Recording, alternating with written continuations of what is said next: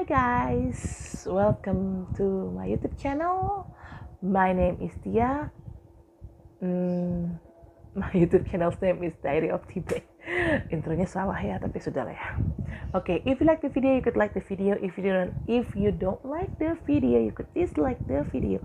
Please share, comment, and subscribe my channel. Okay guys, narap lagi ya. Tapi kali ini bukan tentang si Akang. No, it's not about my boyfriend. Ini juga bukan soal si Chandra, pilot sinting itu. No, not about them. Ini lebih ke requestan teman gue Monik. Jadi teman gue ini ada masalah sama ibu tirinya. Masalahnya cukup pelik. Karena apa ya?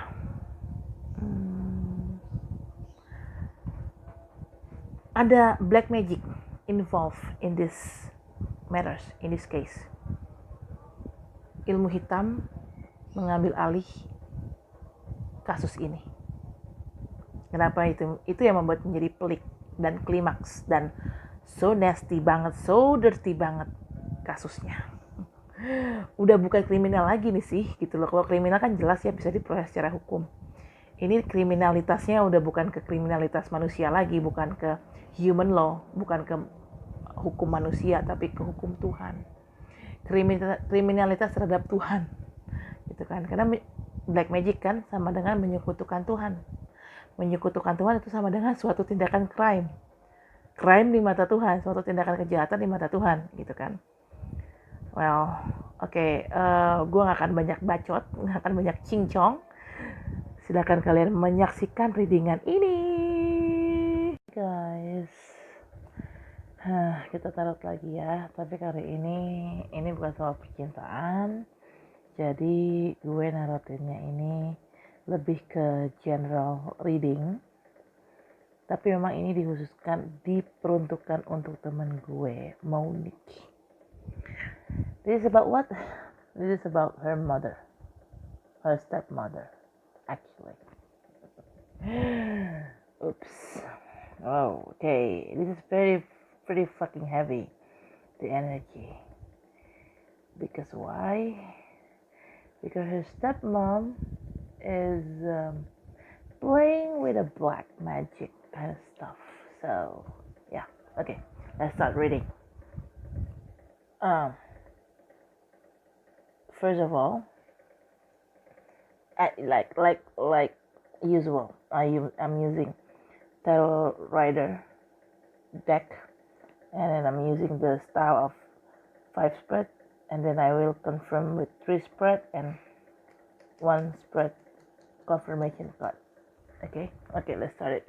Okay, the first card is King of Cups.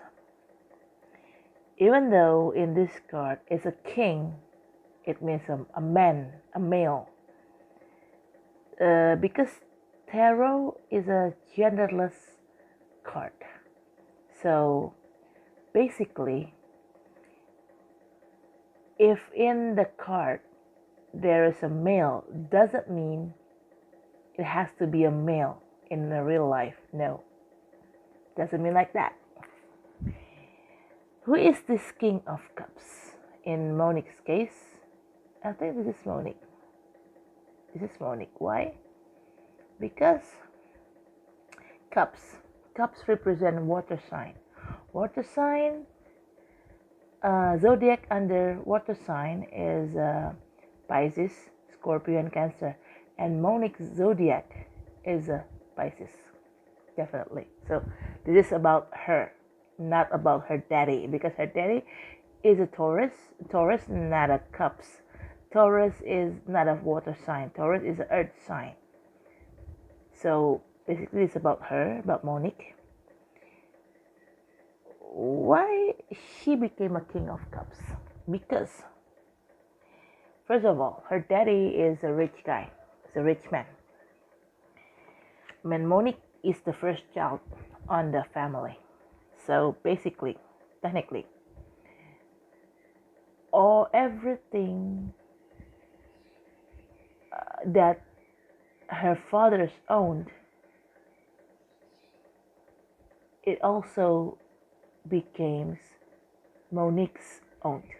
So yeah, I mean, because she's the first child of the family, so she's supposed to have the legacy of her dad's assets. She's the one who has the legacy on it.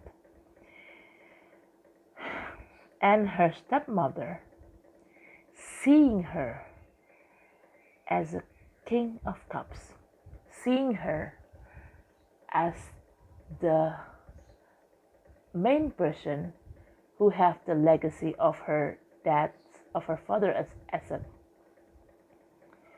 So that's why her stepmother didn't let her become the king of cups. Her stepmother didn't let Monique to have her dad's legacy of all of the asset of her dad's own. I mean, of the asset of her dad's belong to. Ya, oke, kita pakai bahasa Indonesia aja ya, ribet. Pakai bahasa Inggris. Sosokan bule gue. Anjay. Jadi intinya gini, Monique itu adalah seorang dia adalah anak pertama. Bapaknya itu tajir. Punya perusahaan ekspor import, punya kebun kelapa sawit, which is tajir. Dan bapaknya itu FYI, rumahnya itu lebih gede daripada rumah gue, ya. Rumahnya bapaknya itu udah kayak rumahnya Anang Ashanti, ya. Anang Ashanti Mansion atau mansionnya Gen Halilintar. Bapaknya itu adalah tetanggaan, depan-depanan rumah sama yang punya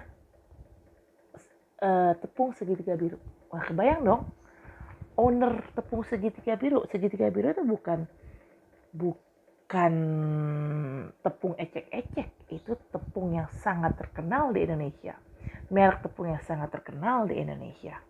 Which is, kalau bapaknya Monique sampai punya bukan punya, bapaknya Monique itu memang tetanggaan depan-depanan rumahnya sama owner yang punya segitiga biru, berarti kebayang dong, satu lingkup kompleks itu isinya orang kaya semua, dan kebayang rumahnya segede apa, ya kan? Nah, Monique itu adalah bukan dibilang pewaris tunggal sih, bukan ya, karena dia 5 bersaudara. Dari ibu kandungnya dia 2 bersaudara.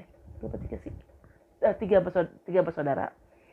Dari emak tirinya dia dapat, jadi emak tirinya ini sama bapaknya dapat anak gitu. Jadi dia punya 2 saudara. Jadi dia sama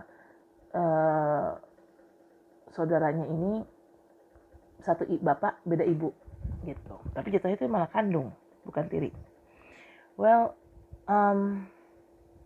adiknya Monique yang dari emaknya, adik yang paling kecil tuh meninggal. Jadi basically Monique hanya tinggal berdua aja gitu loh.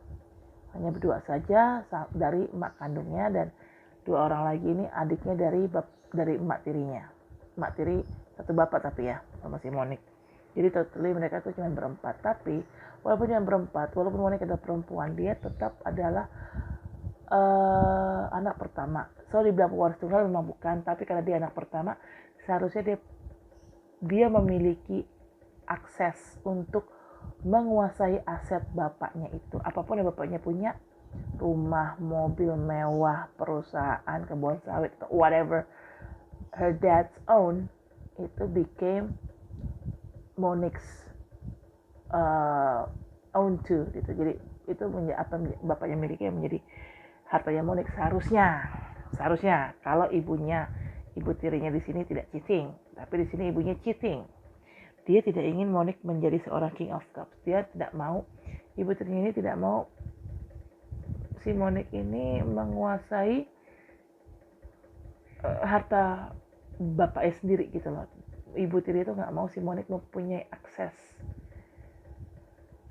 ke harta bapaknya sendiri. gitu. Bapaknya Monik ya, which is suami ibu tirinya Monik kan berarti. Jadi karena ibunya tidak mau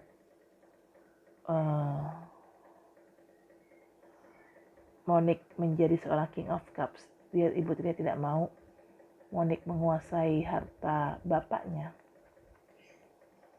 Si ibu ini pun, di sini ada kartu The Strength. Si ibu ini pun melakukan hal yang cheating. Strength ini adalah Raja Rimba, Lion, singa, dikuasain oleh perempuan. Ibunya ini berharap dia bisa menguasai Monik segitu mudahnya. Dengan berpura-pura baik atau apalah, whatever it takes. Tapi ternyata tidak semudah itu menguasai seorang Monik.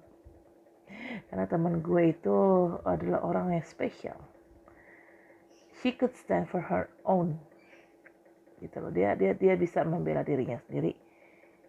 Karena dia tahu niat ibu tirinya nggak baik, ya dia bisa fight buat dirinya sendiri gitu loh. Untuk melawan ibunya, melawan ibu tirinya. Oke, ini kartu The Strength ya, kartu nomor 2. Kartu nomor 3, ada kartu The Empress. Ibunya Monik, di depan Monik dan di depan keluarga besar Monik, pretending to be a good woman, pretending to be a good wife, pretending to be a good mother for all of her kids. Karena di sini The Empress itu citra atau image dari The Empress itu adalah positif sebenarnya. The Empress itu adalah seorang perempuan yang nurturing, perempuan yang keibuan, perhatian, pengertian, pokoknya baik banget deh. Nah, ini ibu tirinya Monik ini menciptakan image seperti ini. Ibu tirinya Monik itu menciptakan image sebagai The Empress di depan semua orang. Tapi ini hanya image luar. Outer image, outer packaging image. Oke, nih, ini si kartu yang gila sih keluar nih. Tapi di belakang, ibu tirinya Monik itu using black magic. Kenapa dia using black magic? Ini ada kartu The Magician dan ada kartu Queen of Wands. Gue shuffling ini, 2 kartu ini jumping, so dua-duanya gue ambil. Kenapa dia pakai magic? Apa maksudnya dia pakai magic? Karena dia berusaha menguasai Monik, menguasai bapaknya Monik, dan menguasai semuanya, termasuk menguasai harta aset bapaknya Monik. Magician jelas di sini adalah seorang pesulap. Seorang pesulap di sini ya dalam dunia perdukunan ya sama dengan ya dukun lah ya, kan magic ya. Magic kan bahasa Indonesianya sihir ya kan. Bukan sulap ya, sihir. Ya, semacam sulap lah ya. Ya semacam itulah. Magician di sini lebih ke tukang sihir atau dukun. Dan di sini ada kartu Queen of Wands. Queen of Wands di sini adalah seorang queen memang, seorang queen. Tapi remember Wands represent Wands represent, tongkat itu represent fire sign. Zodiac under fire sign Aries, Leo, dan Sagittarius. As we all know, kalau yang mengerti perzodiakan, perbintangan, perhoroskopan, kalian pasti tahu sifat asli dari orang-orang yang berzodiak Aries, Leo, dan Sagittarius. Salah satu sifat asli dari ketiga zodiak itu adalah ambisius, berapi-api. Suka tantangan. Ya, Queen of Wands ini memang sangat ambisius. Saking ambisiusnya dia bisa melakukan berbagai cara, termasuk memakai cara yang paling nasty, paling dirty sekalipun. Which is, cara nasty dan dirty apa? Black magic. Using black magic. Itu cara ternasty, terdirty yang memang bisa dilakukan sama seorang Queen of Wands. And see this card. Queen of Wands, dia punya piaraan nih. Kucing hitam, black cat. Black cat in mythology, mitosnya itu adalah hewan piaraan para penyihir zaman dulu, witchcraft. Witch di sini atau penyihir sama dengan ikuli dukun kan untuk zaman sekarang.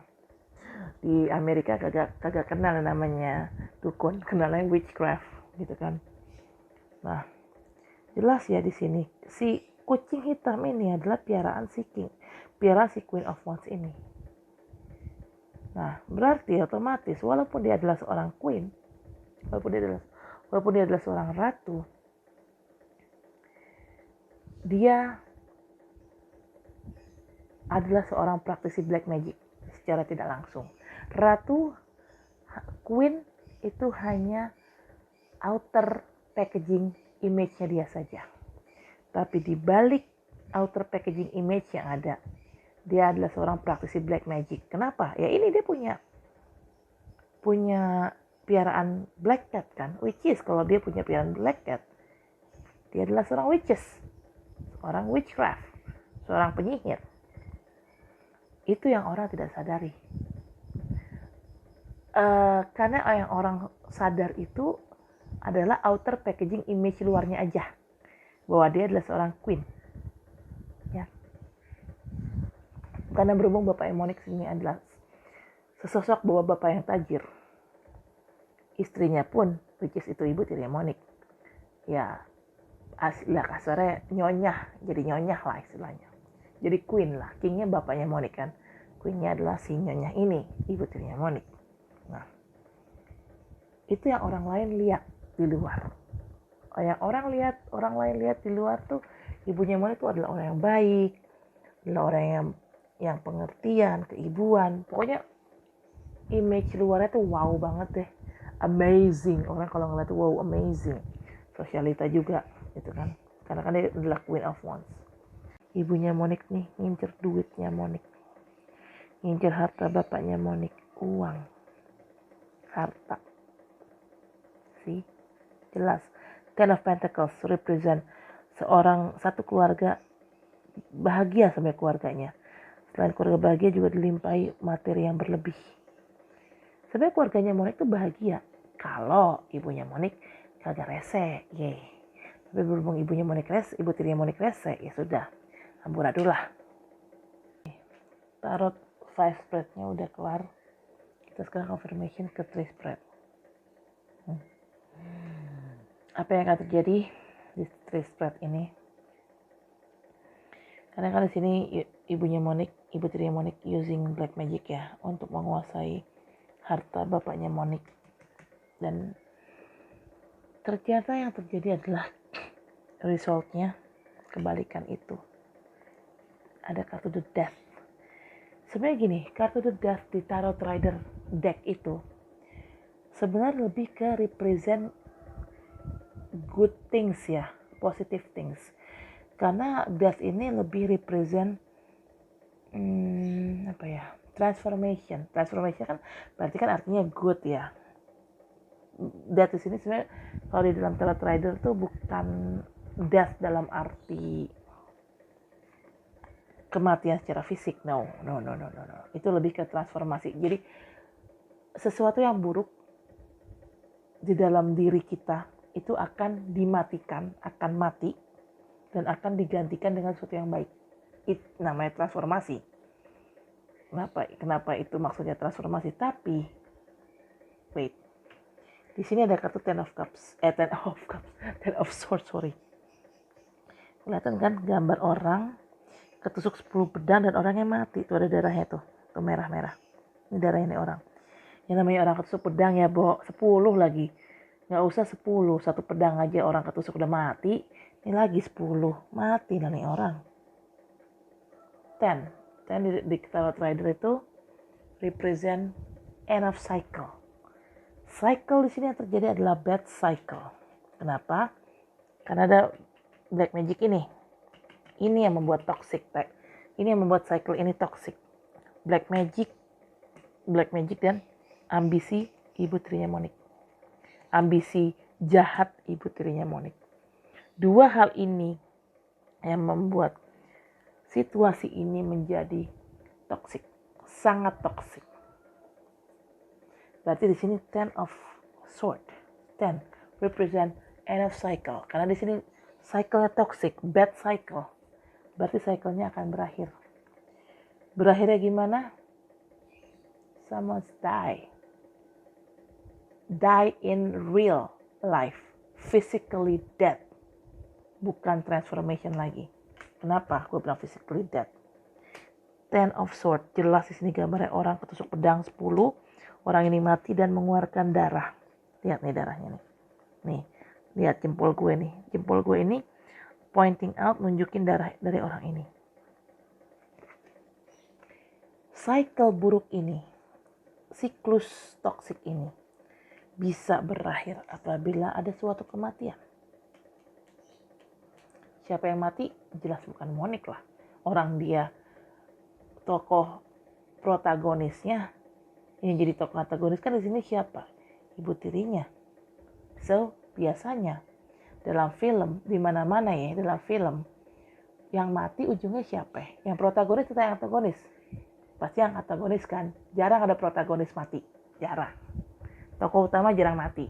Ada sih, ada skenario film yang memang tokoh utamanya mati. Tapi film model kayak begitu tuh, dari 10 film, paling yang tokoh protagonisnya mati, itu hanya 1. Sisanya yang 9 film yang lain, sisanya yang mati itu ya tokoh antagonisnya in the end. Tapi memang sebelum si antagonis ini mati, si protagonis atau tokoh utamanya pasti harus tercabik-cabik dulu lah hidupnya, tercabik-cabik, terus yang ya drama dulu lah istilahnya, jatuh-jatuh dulu gitu kan, ancur-ancuran dulu nih tokoh protagonisnya, tokoh utamanya. Nah nanti in the end si antagonis mati, si protagonis naik, sukses, bahagia, happily ever after, kayak Cinderella, ceritanya Cinderella, ya kan? Nah, di sini physical death yang gue lihat, bukan transformation, bukan death secara inner self ya, no, bukan death secara inner, tapi lebih ke physical death, outside physical death. Gimana cara meninggalnya gue nggak tahu deh. Kalau emang benar apa yang gue lihat di kartu benar, ibu tirinya Monik in the end meninggal. Gimana cara meninggalnya nggak tahu. Karena bukan gue yang ngebunuh dan bukan si Monik yang ngebunuh. Gue yakin bukan Monik yang ngebunuh. Karena Monik itu orangnya tidak tegaan. Even dia disakitin, dia tidak pernah dendam sama orang. Bahkan sama orang yang menyakiti dia pun dia tidak pernah dendam. Itulah baiknya Monik. Tapi baiknya Monik itu adalah weakness-nya dia, titik lemahnya dia. Karena kenapa? Karena dia terlalu baik, akhirnya dipergunakan sama orang dan dia cenderung diinjak-injak sama orang. Itu sih gue ironis, merasa ironisnya itu di situ. Kebaikan Monik dijadikan titik terlemah dia, yang akhirnya bisa menjatuhkan dia sendiri gitu. Karena ya itu, karena dia terlalu baik, dia akhirnya membiarkan dirinya itu terinjak-injak oleh orang gitu. Udah diinjak-injak pun masih dia nggak marah, masih aja dia maafin tuh orang. Itulah baiknya Monik, dan itu sih salut ya, gue salut banget gitu loh. Kalau bicara kematian, di sini tidak mungkin dibunuh sih, karena kalau dibunuh kan masuknya kriminalitas ya. Monik tipikal orang yang tahu persis akan hal itu. Dia tidak mungkin bertindak gegabah kayak gitu. Dia nggak akan mungkin bertindak sejauh dan segila itu sih. Tapi ini apabila kematian terjadi, kematian secara fisik terjadi, ini lebih ke karma buruk ibunya. This is the price that she have to pay. Kenapa? Karena dia udah nyakitin Monik. Dan dia sudah terlalu jahat. Mungkin ya, akhirnya dia dipunish sama Tuhan. Mungkin aja dia tiba-tiba sakit, ya kan? Orang antagonis kan begitu. Matinya selalu nggak wajar kan? Either misalnya dia kecelakaan, coba lihat ya film-film. Salah satu contoh yang absurd tuh film Azab deh. Azab tuh salah satu contoh yang paling absurd. Tokoh antagonisnya di film Azab nggak ada yang nggak mati, pasti semua mati.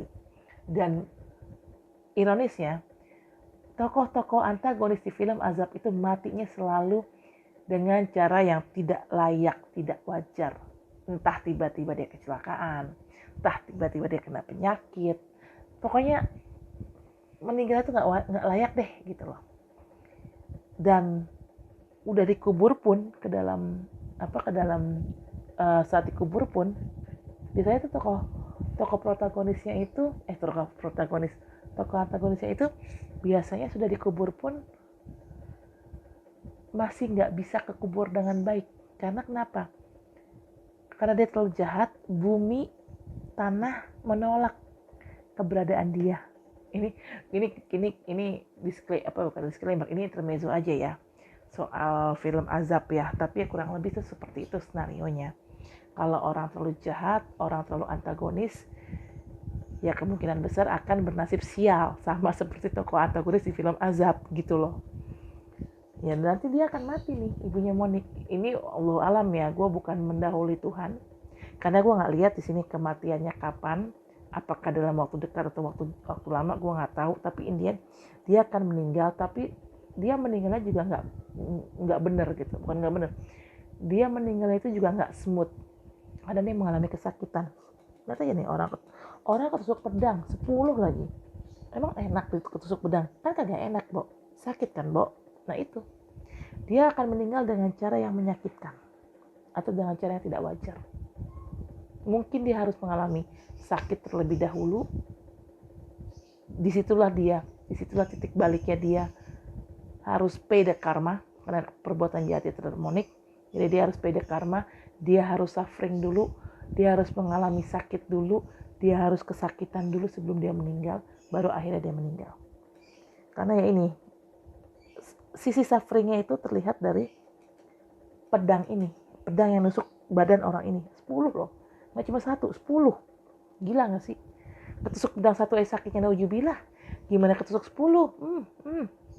Bayang sakitnya kayak apa, Bo? Ya, ini jasadnya dia, kalau bisa tubuhnya ini orang yang ketusuk pedang, kalau bisa bicara, kalau bisa ngomong, pasti dia akan meraung-raung kesakitan. Aduh sakit, tusuk pedang 10. Sayangnya aja jasadnya nih orang kagak bisa ngomong, kagak punya mulut, jadi nggak bisa ngomong gitu ya. Nggak bisa ngomong, punya mulut nih jasadnya, pasti akan meraung kesakitan, akan bilang, "Oi sakit, woi, pedangnya jangan banyak dong ditusuk ke gua, 1 aja." Pasti akan protes badannya dia.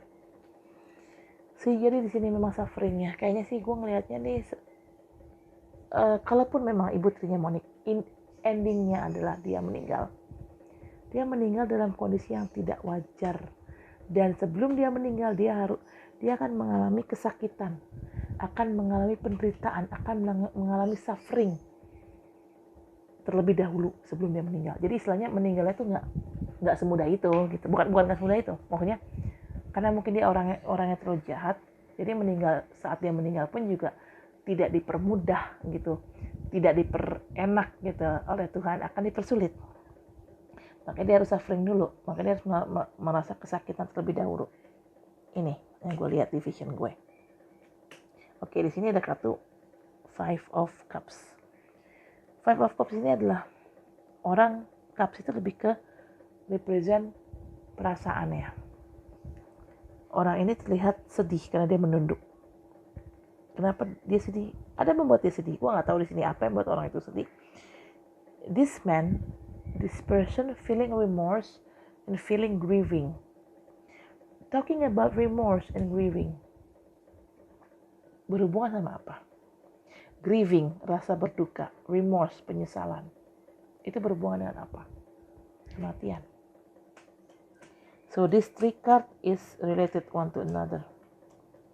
Karena ada kematian, dan kematiannya itu sangat menyakitkan, diawali dengan suffering dulu sebelum meninggal. Makanya di sini ada remorse atau penyesalan. Mungkin secara spirit, ibu tirinya Monik itu menyesal telah berbuat jahat sama Monik. Karena Indian dia tahu, oh gila ya, mungkin di ajalnya dia menjelang sakaratul mautnya dia mungkin dia baru menyadari kesalahan dia sama Monik. Gue kayak gini gue dapet karma seperti ini adalah balasan dari perbuatan jahat gue kepada si Monik. Tuh. He feeling remorse and grieving, in the end grieving, berduka. Yang berduka sini bukan ibunya Monik, karena kan ibu tirinya Monik yang meninggal. Yang berduka pasti adalah keluarganya, mungkin anak-anaknya dia, adik tirinya Monik ya jatuhnya ya, adik yang satu bapak beda ibu, itu akan merasa kehilangan sih. Karena biar bagaimanapun biar si ibu ini jahat kan tetap itu ibunya mereka, ibu kandungnya mereka, ya tetaplah mereka akan ngerasa kehilangan lah. Karena mereka juga punya hati lah. Walaupun dia tahu ibunya jahat, mereka tetap punya hati. Mereka menganggap ibunya itu adalah ibunya gitu. Ibu yang sudah melahirkan mereka, ibu kandungnya. Jadi ya, tetap mereka akan merasa kehilangan. They feel grieving when they lost their mom. Even Monik pun juga pasti akan ngerasa grieving. Walaupun si Monik istilahnya selama ini disakitin sama ibu tirinya, tapi karena Monik basicnya orangnya baik, hatinya baik, dia pasti akan ngerasa ngerasa kehilangan juga gitu loh. Beda, Monik sama gue tuh beda. Kalau gue tipikal orang yang, lo udah jahatin gue pas orang itu mati, syukur lo mati. Kalau gue orangnya bisa kayak gitu, tapi Monik nggak bisa kayak gitu. Dia nggak bisa kayak bersikap kayak gitu tuh, bersikap kayak gue tuh dia nggak bisa. Nah, remorse di sini juga bisa juga si Moniknya remorse. Kenapa? Dia menyayangkan, dia menyesalkan. Kenapa sih endingnya harus kayak gini? Kenapa sih ibu tirinya tuh harus jahat sama gue? Kenapa sih ibu tiri gue harus jahat sama gue? Dan akhirnya ibu tiri gue membayar karmanya ini. Dan akhirnya sebelum meninggal ibu tiri gue harus suffering kayak begini. Dan akhirnya meninggal. Kenapa sih ini semua terjadi? Jadi Monik itu menyesali perlakuan ibu tirinya terhadap dia. Maksudnya bukan menyesali ya, tapi sangat menyayangkan gitu loh. Kenapa sih lo tuh harus kayak gini gitu loh? Kenapa lo harus jahatin gue? Kalau lo nggak jahatin gue, kan nggak mungkin lo akan berakhir dengan seperti ini. Lo nggak mungkin berakhir dengan cara seperti ini. Lo nggak akan mungkin suffering. Kalaupun lo meninggal, lo nggak mungkin suffering terlebih dahulu, gitu kan? Lo meninggalnya akan dengan cara yang lebih baik dan lebih smooth gitu, lebih lancar. Gak harus suffering kayak gini. Tapi karena lo udah terlalu jahat sama gue, akhirnya apa? Lo dapetin karma. Tuhan menghukum lo. Itu yang si Monik sangat menyayangkan. Penyesalan Monik itu lebih ke arah situ sih, lebih ke arah menyayangkan apa yang sudah terjadi. Dia menyayangkan apa yang ibu tirinya sudah lakukan ke dia. Itu sih. Dan di sini ada hangman. Seperti kartu The Hangman, ini kan orang digantung ya. Ibunya Monik sih gak mungkin digantung, siapa juga yang mau gantung dia. Ya kan? Ini gue nangkep division gue ada 2 nih, kata The Hangman. Arti dari kartu The Hangman. 1, mungkin ibunya Monik mengalami, jadi mungkin saat dia sakit, ini kan sufferingnya, saat dia sakit akhirnya dia stres, dia ending up suicide by hanging herself alias gantung diri. Hangman kan orang yang tergantung, ya kan? Bisa jadi dia suicide karena dia udah nggak tahan sama sakit yang dia rasakan ini, akhirnya dia suicide dengan cara hanging herself. Atau kalaupun dia meninggal dengan cara apapun dia meninggal, either dia suicide, either dia memang sakit, tapi karena pada dasarnya dia itu jahat, akhirnya arwahnya gentayangan, arwahnya itu kegantung, istilahnya kegantung dalam arti proses arwahnya untuk mencapai nirwana itu kehalang. Boro-boro nirwana, boro-boro surga, nyium bau surga aja gue kagak mungkin nih orang. Karena kenapa? Dia menyekutukan Tuhan. Sesuatu hal yang karena dia using black magic kan, dia using black magic. Black magic adalah bagian dari usaha menyekutukan Tuhan, menduakan Tuhan. Gak usah Tuhan, kita aja sebagai manusia ya, diduakan. Sakit hati kan, Bo? Pacar kita atau pasangan kita selingkuh, sakit hati kan lu? apalagi Tuhan. Tuhan ada the creator of us, the creator of this world, the creator of every human kind, every human being, the creator of every creatures in this world adalah the own. God is the owner of this world, including all the things inside of the world. Salah satunya ya manusia, tumbuh-tumbuhan, hewan, ya kan? Istilah kasarnya Tuhan itu adalah yang punya hidup lah. Tuhan kita aja sebagai manusia disekutukan atau diduakan atau diselingkuhin aja marah, apalagi Tuhan yang punya hidup. Wajar murka. Dan kalau Tuhan udah murka, jangankan lo masuk surga, nyium bau surga pun lo gak akan mungkin. Jangankan masuk neraka, bahkan kalau lo sudah terlalu jahat, jangankan arwah lo masuk neraka, yang ada arwah lo ngawang-ngawang antara hidup dan mati. Jadi secara saking lo jahatnya semasa lo hidup, di neraka lo gak diterima, di surga apalagi, di bumi juga gak keterima karena jasad lo udah mati. Nah akhirnya your soul, not your soul, Monik's stepmom soul, arwah dari ibu tirinya Monik itu jatuhnya ngawang-ngawang, gak ke kanan gak ke kiri, gak ke surga ditolak, ke neraka juga ditolak, balik ke bumi jasadnya udah mati. Ya kan gak mungkin kan, yang udah mati kan gak mungkin dihidupkan kembali kan. Jadi ya itu jatuhnya ngawang-ngawang karena terlalu jahat. Jadi dia jadi jasad arwahnya itu tidak bisa berproses dengan baik menuju surga, tidak bisa berproses dengan baik karena yang namanya logikanya kan, orang kalau memang dia baik saat dia meninggal, arwahnya kan berproses tuh menuju ke surga, ya kan. Tapi kalau dia terlalu jahat, apalagi kalau sampai dia main black magic, apalagi kalau sampai dia pakai susuk ya, waduh, itu arwahnya ya gantung, ngawang-ngawang, nggak ke kanan nggak ke kiri, mau ke alam baka kagak diterima, balik ke dunia jasadnya udah mati, ya bener ngawang-ngawang. Gitu, prosesnya akan susah. Kenapa? Ini mengingatkan gue di salah satu episode di MS atau Diary Misteri Sarah, punya vlognya Sarah Wijayanto, istrinya Demian yang pesulap itu. Ada satu penelusuran yang dilakukan di MS, di salah satu vlog mereka, yang jadi hantu atau astral yang ada di tempat itu adalah salah satu praktisi black magic. Jadi astral ini kalau nggak salah cewek deh, dia pakai susuk. Dan kenapa ini astral mendiami rumah atau bangunan kosong tempat si krunya di MS ini melakukan penelusuran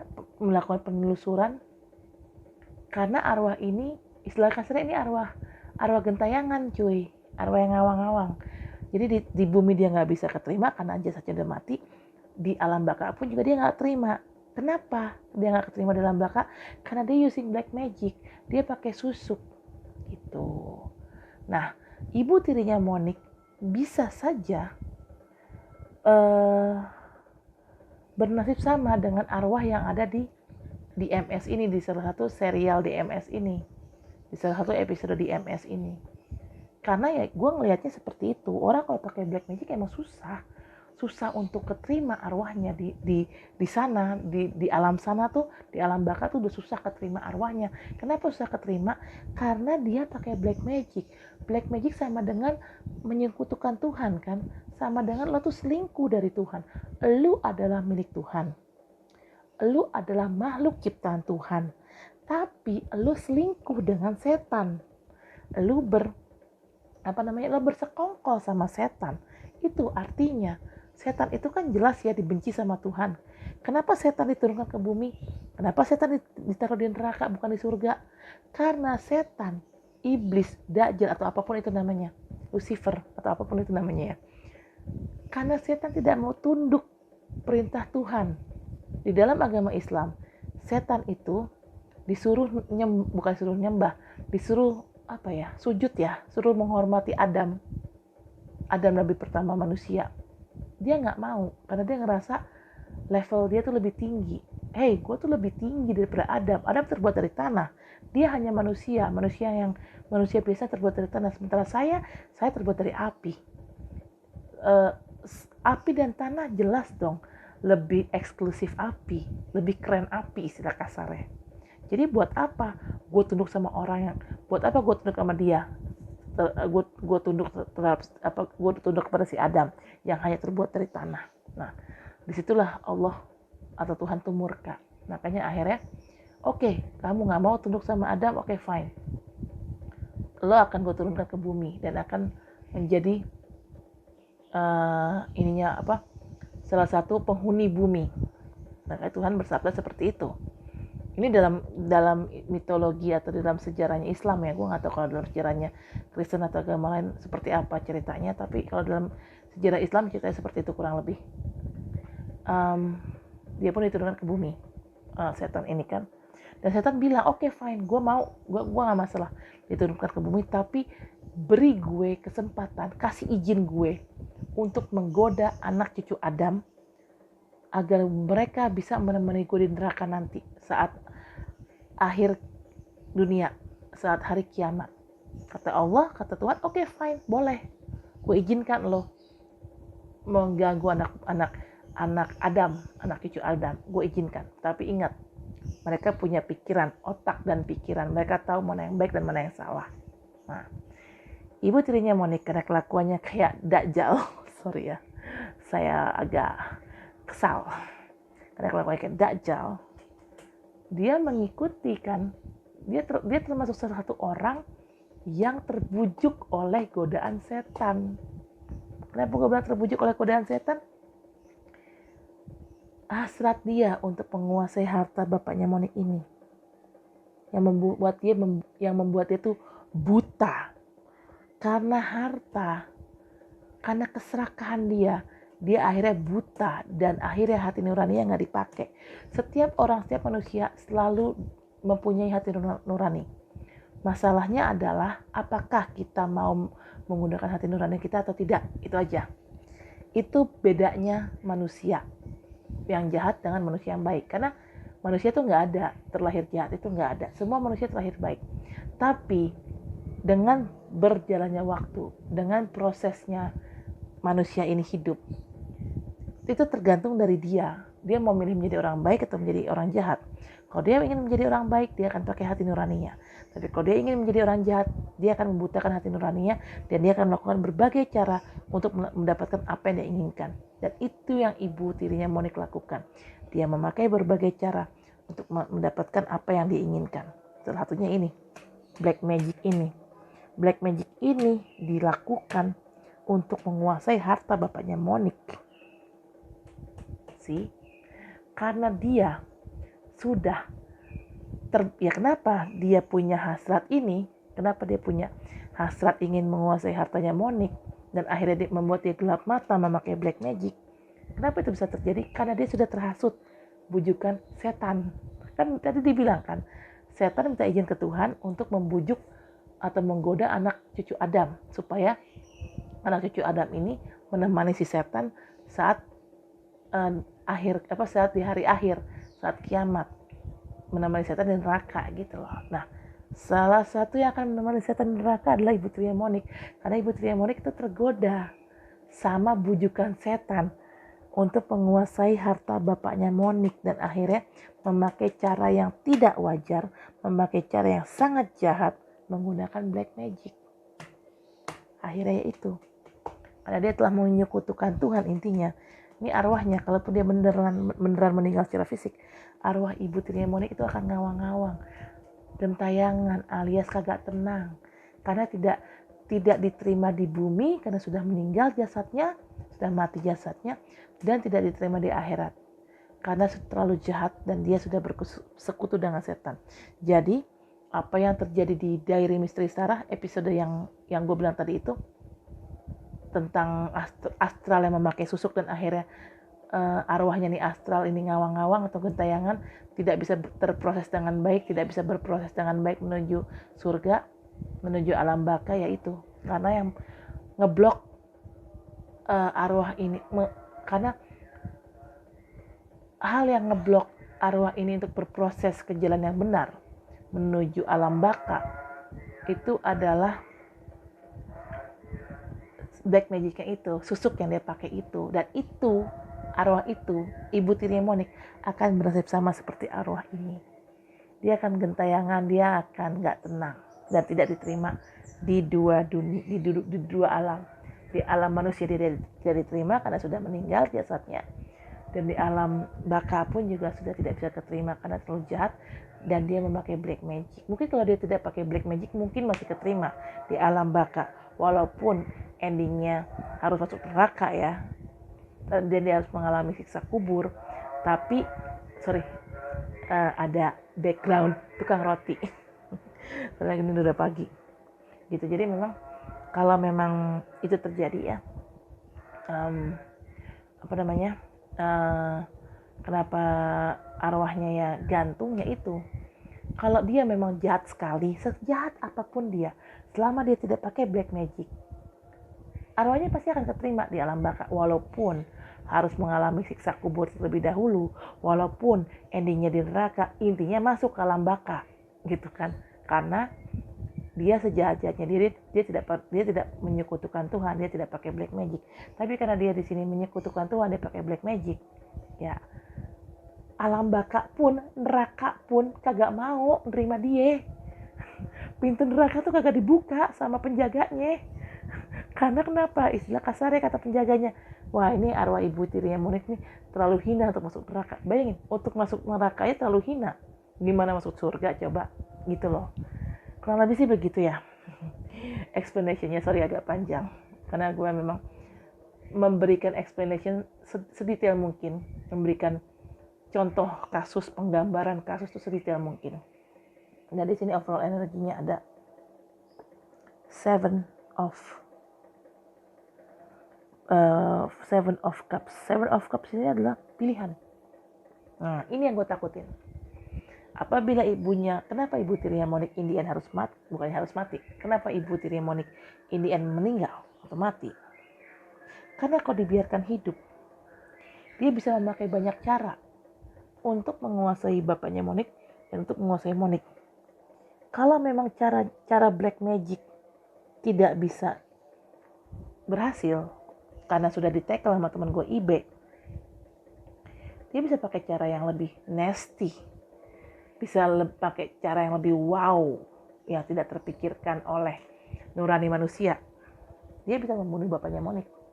Membunuh bukan berarti artinya membunuh secara frontal, no. Ibu tirinya Monik juga tahu konsekuensi hukum yang akan dia dapatkan kalau dia membunuh secara frontal.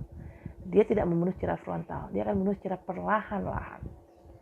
Salah satunya cara membunuh perlahan-lahan gimana? Ngeracunin bapak tirinya Monik, ngeracunin bapaknya Monik. Ya mungkin ini sih yang gue lihat ya di vision gue. Mungkin dia masukin racun ke minuman atau ke makanan yang akan dimakan atau diminum sama bapaknya Monik. Masalahnya Monik dan bapaknya hidup terpisah. Monik kan sudah menikah, dia hidup bersama suaminya. Dia nggak ikut sama bapaknya. Nah, bapaknya itu ya hidup tinggal satu rumah sama si istrinya ini, istri keduanya ini, which is ibu tirinya Monik. Karena Monik tidak tinggal satu rumah sama bapaknya, jadi Monik tidak bisa mengontrol apa yang bapaknya makan, apa yang bapaknya minum, apa benar minuman dan makanan yang bapaknya konsumsi itu terbebas dari racun, ya kan? Itu sih yang si Monik nggak bisa kontrol, karena dia secara physically itu nggak ada di rumah itu gitu loh. Kecuali kalau memang si Monik ada di rumah itu dan dia sendiri yang menyajikan makanan ke bapaknya, dia sendiri yang masakin buat bapaknya makan, dan dia menyajikan kepada bapaknya makanan dan minuman yang dia buat. Itu kalau memang seperti itu kejadiannya, iya, kecil kemungkinan ibu tirinya Monik bisa ngeracunin bapaknya Monik. Tapi karena berhubung Monik nggak tinggal satu rumah sama bapaknya, jadi Monik tidak bisa mengontrol dan tidak bisa menstop, tidak bisa menghentikan niat jahat ibunya itu untuk ngeracunin bapak kandungnya Monik. Makanya sebelum ini terjadi, makanya akhirnya si ibu tirinya Monik ini mendapatkan karma. Karmanya apa? Yaitu dia akan meninggal dengan cara yang suffering. Gitu loh, gengs. Ini kan berarti bottom of the deck-nya ya, energy overall-nya. Seven of Cups.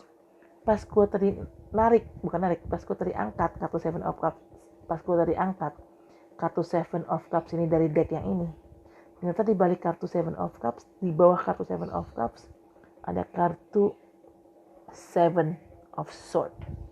Seven of Swords ini adalah merepresent orang yang greedy, orang yang serakah.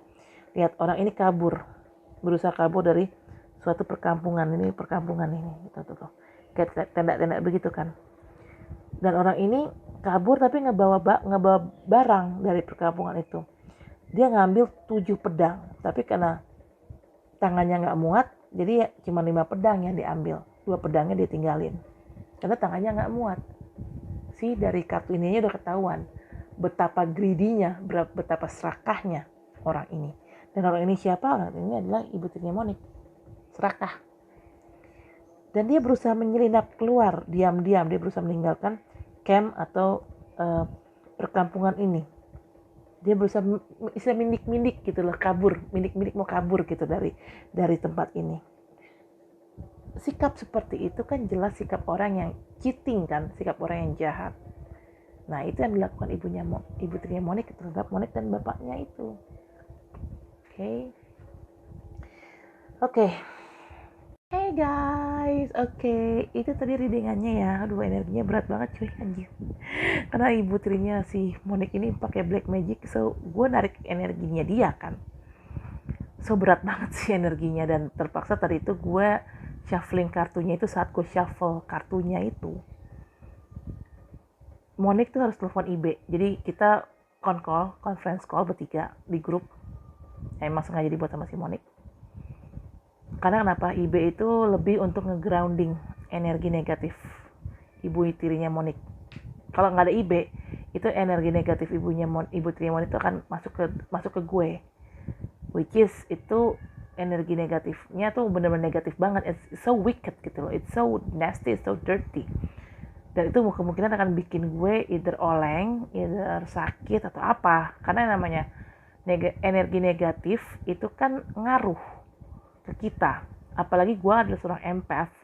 Gue adalah seseorang yang bisa menarik energi, either energi alam atau energi manusia.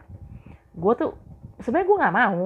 Gue nggak menariknya tuh bukan dengan disengaja, enggak, justru karena tidak disengaja. Jadi gue otomatis menarik energi sekitar gue gitu. Nah, kalau gue ngebacain kartu tentang seseorang, otomatis gue akan menarik energi orang itu. Which is energi orang ini tuh sangat toksik. Karena kan kenapa? Gue bilang toksik. So deep, so dark energinya. Kenapa? Karena using black magic. Nah, karena energinya negatif itu, dan gue adalah seorang empath yang memang bisa narik energi, otomatis kalau gue bacain tarot tentang ibu tirinya Monik tanpa ada IB, itu energi negatifnya langsung ke gue efeknya. Nah, untuk menghindari suatu hal yang tidak diinginkan, akhirnya Monik conference call gue, IB, dan dia, dan si Monik ini sendiri gitu loh.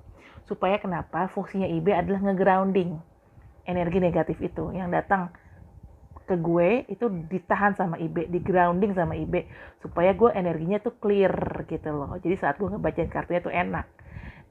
Guenya nggak kenapa-kenapa. Karena kalau sampai energinya nggak di-grounding sama IB, sampai nggak di-block sama IB, udah gue oleng.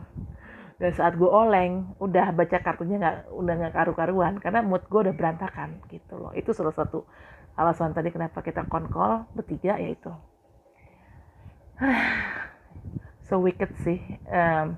Dan ini sebenarnya ini reading aja cuman tarot rider doang sih, basic doang. Gue nggak pakai romance angel oracle card. Kenapa? Karena kan ini nggak berhubungan dengan cinta-cintaan kan. Ini kan berhubungan tentang sesuatu hal yang lebih general, lebih umum, lebih apa ya? Ini kan nanyain tentang orang. Apa sih niatnya orang gitu kan? Itu lebih ke general sih. Karena kan ini hubungannya ibu tiri dan anak tiri kan. Jadi nggak mungkin dong gue pakai romance angel oracle card karena kan mereka tidak pacaran ya, Bo. Gitu loh, gengs. Oke, gengs, saya sudah melakukan tugas saya, Monik ya. Saya udah bacain, aku udah bacain tarot cardnya. And thanks to eBay to grounding all the negative energy. Jadi negative energy Ibu Tri Monik tuh nggak nyerang gue, nggak nyampe ke gue. Thank you very much for grounding and for blocking that stupid negative energy. And dari guenya sendiri juga udah ngevlogin sesuai dengan requestnya Monik, biar si Monik nih saat nonton vlog gue nih, biar dia tuh bisa lihat secara detail, bisa nonton secara detail. Oh, ini tuh yang dimaksud Setia. Oh, oke, ini tuh ini. Jadi karena tadi pas gue shuffling the card saat konkol itu, bertiga konkol gue, Monik dan Ibe, saat gue shuffling the card, memang gue sempat bacain ke Monik tarot card yang ada, tapi baca itu nggak detail karena nggak tahu ya, ada energi yang memang ngehalang gue untuk tidak bisa membacakan secara detail gitu. So jadi makanya tadi Monik tuh karena kurang jelas dengan penjelasan gue di telepon, akhirnya Monik minta gue untuk, Katia tolong dong vlogin. Oke, fine, gue vlogin, gue masukin ke YouTube ya. Oke, nanti gue nonton. Oke, fine. Akhirnya sudah gue lakukan tugas gue, saya sedang bikin vlognya. Sorry. Oke, Monik, gue sudah melakukan tugas gue. I think gue gak minta apa-apa sih, Mon. Gue cuma minta didoain untuk karir gue, rezeki gue, dan pastinya untuk jodoh gue. Itu jodoh gue si Chandra pilot, atau si Kang Dani, atau mungkin jodoh gue entah orang baru kali dalam hidup gue, mungkin bos gue di perusahaan yang baru, I don't know. Tapi sih gue lebih berharap sih gue nikahnya sama Kang Dani atau si Chandra ya. Gue lebih berharap bermain dengan orang lama, karena kalau orang lama itu kan gue udah tahu kelakuan mereka tuh seperti apa. Kalau misalnya orang baru kan gue harus mulai dari nol, which is wasting time kalau mulai dari nol. Karena kalau mulai dari nol, gimana ya, wasting time-nya adalah gini, kalau iya dia jodoh gue, kalau enggak, wasting time lagi kan, gue harus nyari orang baru lagi yang lain gitu loh. Itu yang membuat gue jadi males terkoneksi dengan orang baru. Udah antipati gue, jujur aja, gue lebih pilih orang-orang lama. Which is orang lama juga nggak semua orang lama gue jadikan calon suami. Cuma si Chandra sama Kang Dani ini yang gue jadikan calon suami. Kenapa? Karena Chandra sama Kang Dani inilah yang memang energinya positif di gue nya ya. Nggak tahu sih kelakuan mereka di luar sana gimana, tapi sama gue energi mereka tuh positif gitu, gengs. Oke, gengs. Oke, Nick, I think that's it for now. Thank you for watching my video. See you next video. Saya mau tidur dulu, saya belum tidur dari malam. Oke, bye-bye guys.